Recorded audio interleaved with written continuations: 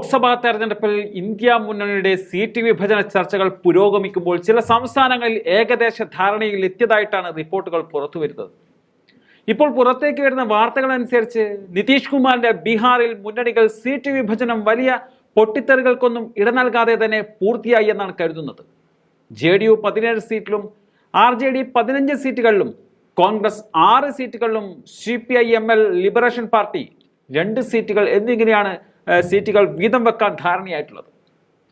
ചിലപ്പോൾ 1-2 സീറ്റുകളുടെ കാര്യത്തിൽ ചില വിട്ടുവീഴ്ചകൾ ഉണ്ടായേക്കാമെന്നും പറയുന്നുണ്ട്. നിലവിൽ 16 ലോക്സഭാ സീറ്റുകളിലെ JDU 17 സീറ്റിലാണ് മത്സരിക്കാൻ ആഗ്രഹിക്കുന്നത്. കഴിഞ്ഞ തവണ മത്സരിച്ച് പരാജയപ്പെട്ട കിഷൻഗഞ്ച് സീറ്റ് കോൺഗ്രസ് വിട്ടുതരണമെന്നതാണ് നിതീഷ് കുമാർ ആവശ്യപ്പെടുന്നത്.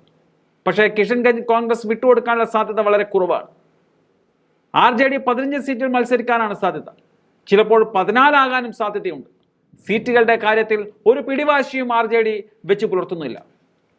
കോൺഗ്രസിന് 6 സീറ്റുകൾ നൽകാനാണ് ഏകദേശ ധാരണയായിട്ടുള്ളത്. ചിലപ്പോൾ 1 സീറ്റ് അധികം കിട്ടിയേക്കാം. CPI-ML ലിബറേഷൻ പാർട്ടി 6 സീറ്റുകൾ ചോദിച്ചെങ്കിലും 2 സീറ്റിൽ തൃപ്തിപ്പെടാനാണ് സാധ്യതയും.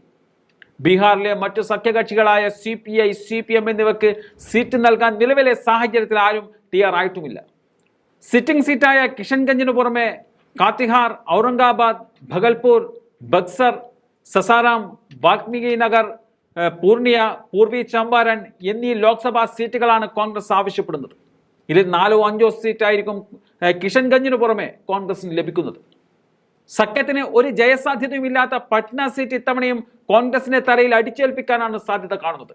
അങ്ങനെയാകുമ്പോൾ 7 സീറ്റുകളിൽ കോൺഗ്രസ് മത്സരിക്കാൻ സാധിക്കും.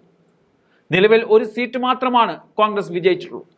കഴിഞ്ഞ തവണ JDU സഖ്യത്തിൽ മത്സരിച്ചപ്പോഴാണ് BJP 17 സീറ്റുകളിൽ വിജയിച്ചത്.